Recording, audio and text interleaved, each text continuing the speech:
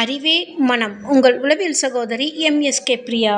திருமணத்திற்கு முன்னாடி உளவியல் பகுப்பாய்வு ஆலோசனை கொடுப்பதின் மூலமாக அந்த ஆணோ பெண்ணோ இரு வீட்டு சூழலையும் சமாளிக்கிறதுக்கான ஒரு வழியை உருவாக்க முடியும்.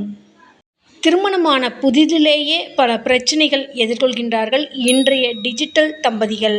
ஏன் இந்த நிலைனா, இந்த குடும்ப சூழலும் அந்த குடும்ப சூழலும் வேறு வேறு முறைகளை சார்ந்தது, செயல்களை சார்ந்தது, எண்ணங்களை சார்ந்தது, சிந்தனைகளை சார்ந்தது.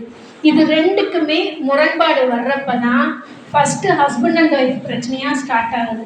அப்போ திருமணத்திற்கு முன்னாடியே மகனோ மகளோ இருந்தாங்கன்னா, அவங்க மகனா இருந்தா அவங்க அன்றாட வேலைக்கு போறாங்களான்னு பாருங்க.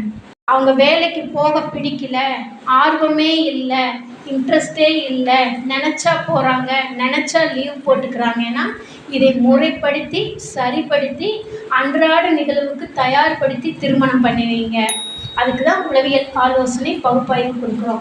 அதே மாதிரி உங்கள் வீட்டில் பெண் குழந்தை இருந்தாங்கன்னா, நீங்கள் 10 தடவை சொன்னாதான் அந்த வீட்டு வேலை செய்யுது, தானாக எதுவுமே செய்ய மாட்டேங்குது, காலையில் எழுப்புனா கோபப்படுது, மற்ற பெற்றோர்கள் மாதிரி நீங்கள் இல்லைன்னு டென்ஷன் ஆகுது அப்படின்னா, அந்த பெண் குழந்தைக்கு உளவியல் பகுப்பாய்வு மற்றும் வழிகாட்டுதல் சிகிச்சைகளை கொடுத்து அவங்களை முறைப்படுத்தி செயல்படும் திறனை உருவாக்கி செயல்பாட்டுக்கு வந்ததுக்கப்புறம் திருமண பந்தத்தில் இணைக்க வைங்க.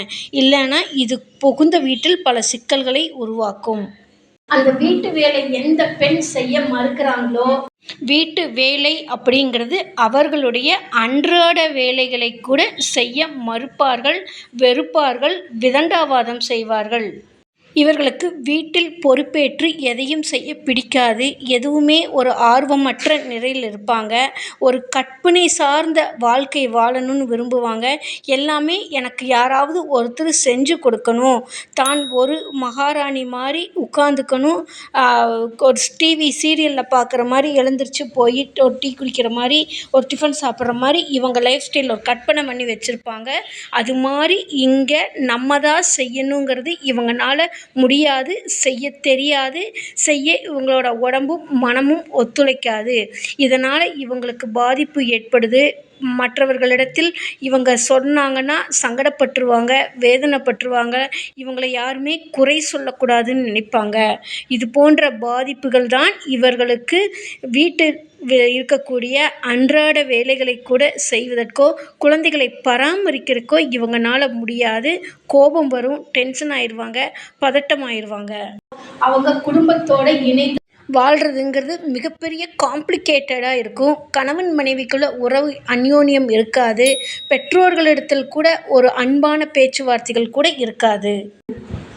அப்போது ஒரு கணவனையோ மாமியார் மாமனாரையோ அங்கிருக்கும் நபர்களையோ, ஏன் அவர்களுக்கு பிறக்கக்கூடிய குழந்தைகளை கூட பார்க்க மாட்டாங்க.